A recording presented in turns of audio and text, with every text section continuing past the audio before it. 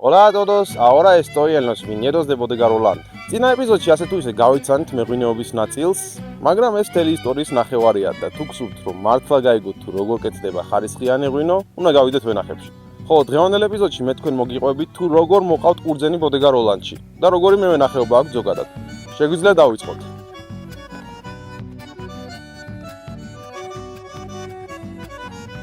აქ მენდოზაში უკოს ველზე ვენახები გაშენებულია ზღვის დონიდან 1100-დან 1300 მეტრ სიმაღლეზე და ასეთი სიმაღლე საგრძნობლად ცვლის თამაშის წესებს. ტემპერატურები შედარებით დაბალი, მაგრამ ზიშუქი საკმაოდ ინტენსიური.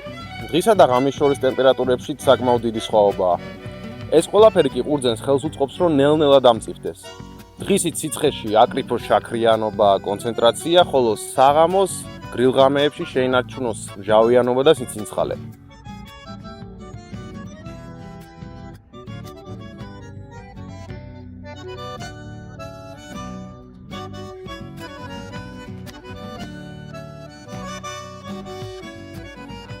ზღვის დონიდან ესეთ სიმაღლეზე მზის ულტრაისფერი გამოსხივებაც ბევრად მაღალი არის, ვიდრე შედარებით დაბალ რეგიონებში, რაც ყურძენზე დადებითად მოქმედებს ასე თუ ისე, რადგან ყურძნის კანს უფრო ასქელებს და როგორც ვიცით, ყურძნის კანიდან მოდის ღვინის სტრუქტურა, ფერის ინტენსივობა და არომატები, რაც საკმაოდ მნიშვნელოვანი სამი კომპონენტია ღვინის ხარისხისთვის.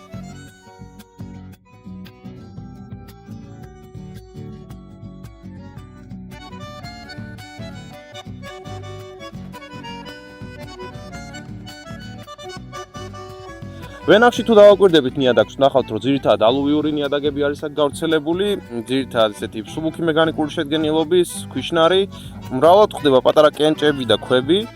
დიდი ორგანული მასითაც ეხლა არ გამოირჩევა ეს ნიადაგები, ეხლა რო ვთქვათ, რომ ნაყოფიერი და ნოყიერი ნიადაგებია, არ არის ეგრე. და ასევე წყლის საკმაოდ მარტივი დრენაჟი აქვს ასეთი ტიპის ნიადაგებს, ანუ მორწყვის დროს წყალი ძალიან ადვილად გარბის სიღრმეებში. ანუ დიდად წყლით გაფუფუნებული აქ ვენახები ვერ არის. მაგრამ სწორედ ასეთ ნიადაგურ პირობებში არის მაღალხარისხიანი ყურძნის მოყვანის პოტენციალიც. და მარტივად რომ ავხსნა, ვას თუ სტრესი არ შეუქმენი, სხვანაირად ნიადაგის სიღრმეში ვერ გაიდგავს ფესვებს. ხოლო აქ მსუბუქ ნიადაგებში ვაზი ძალიან მარტივად ჩადის ნიადაგის სიღრმეებში. ხოლო მეორე მხრივ წყლის ნაკლებობა ყურძნის სიმწიფის პერიოდში საკმაოდ მნიშვნელოვანია, რადგან ამ დროს მცენარე აჩერებს ვეგეტაციას და მწვანე მასის ზრდას და მთელი ძალა მიემართება ნაყოფში, ანუ მტევანში. რა თქმა უნდა, მთელი წლის განმავლობაში ყურძნის სიმწიფის პერიოდის გარდა მანამდე სხვა პერიოდებიც გვაქვს საკმაოდ მნიშვნელოვანი და ამ დროს მცენარის მორწყვა, რა თქმა უნდა, ძალიან მნიშვნელოვანია. ამიტომაც არის, რომ აქ ძირითადად წვეთოვანი მორწყვის სისტემას იყენებენ, რომელიც აქ არის დამაგრებული.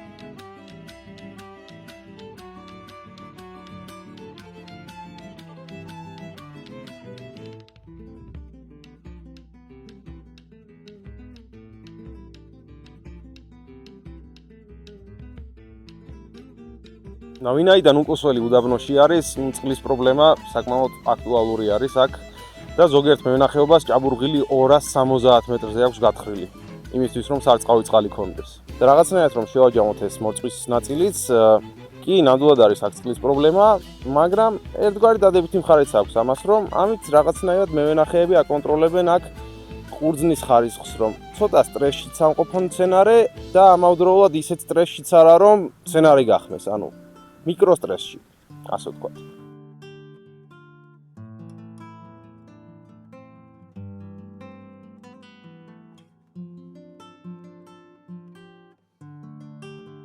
რაც შეეხება ვაზის ფორმირებას, გვაქვს სტანდარტული ვერტიკალური ტიპის ფორმირება, ანუ როდესაც ყლორტები ზემოთ არის განლაგებული ესე სიმაღლეზე, მარტივად რო ვთქვათ, შპალერული სისტემა, როგორც საქართველოშია იგივე. სტანდარტული რიგებით, რომლის სიგანე 1.80 მეტრია. ხოლო ვაზებს შორის დაშორება არის 1 მეტრი.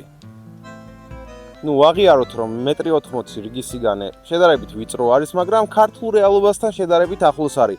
ვიდრე თქვათ ბორდოს ფორმირება, სადაც მეტრზე იყო ორმავთულიანი სისტემა, დაბალი ვაზები და სპეციალური კომბაინები თულიდნენ იქ ვენახებს. აქ ჩვეულებრივი მოვლა ხდება ტრაქტორებით, შედარებით დაბალი სიმძლავრის და ვიწრო. ასეთი ტიპის ფორმირება ზოგადად ბევრი პლუსი აქვს. ერთი არის, რომ კაი აერაცია აქვს ვენახს და ზის სხივები კარგად ნაწილდება დღის მანძილზე, თვითონ მცენარეზე და ნაყოფზე. ამ რეგიონში ძირითადად გაზაფხულის და ზაფხულის პერიოდში წვიმები ნაკლებად იცის, წვიმების უმრავლესობა მოდის ზამთარში. ანუ დიდად სოკოვან დაავადებებზე, როგორც არის ჭრაკი, ნაცარი და ასე შემდეგ პრობლემები არ არის აქ. როგორც ვთქვათ, ევროპაში ან საქართველოში, სადაც მაგალითად გაზაფხული საკმაოდ წვიმიანია, მაგრამ მიუხედავად ასეთი მშრალი პირობების, აქ მაინც არის საჭირო აერაცია ვენახში. ეს რეგიონი დამწრობისკენ ძალიან ადვილად არის მიდრეკილი, იმიტომ რომ უდაბნოში ვართ ფაქტიურად და მთელი გაზაფხული, ზაფხული და შემოდგომა ძალიან ცხელი არის და მშრალი არის, ამიტომაც მწვანე ოპერაციებს აქ შედარებით ერიდებიან, ესე ინტენსივობით არ ატარებენ. ცის გახსნას საერთოდ ერიდებიან, თუ აკეთებენ, კეთდება მხოლოდ ერთ მხარეს, ეს დილის მზეზე და მეორე მხარეს აღარ კეთდება.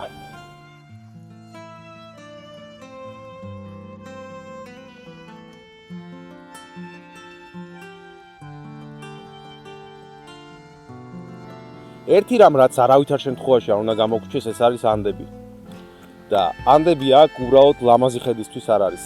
ანდები ამ რეგიონის მთლიან ეკოსისტემას ქმნის. და ზუსტად ანდებიდან გამდინარე თოვლიდან მოდის ბევრისთვის აქ სარწყავი წყალი. გაზაფხულის და ზაფხულის განმავლობაში თოვლი დნება და ბევრი მევენახეობა იმარაგებს ამით სარწყავ წყალს.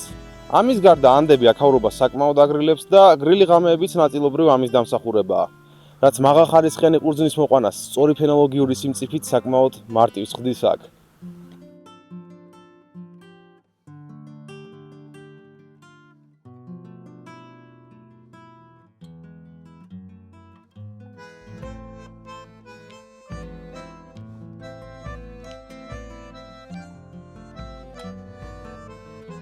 რაღაცნაირად დღევანდელი ეპიზოდი რო შევაჯამოთ, შეიძლება მაღალტექნოლოგიური მარანი გქონდეს, ცისტერნებით, გადამამუშავებელი ტექნიკით და ასე შემდეგ, მაგრამ თუ კაი ვენახი არ გაქვს, ვერც კაი ღვინოს ვერ გააკეთებ შესაბამისად, განსაკუთრებით მაღალხარისხიანს.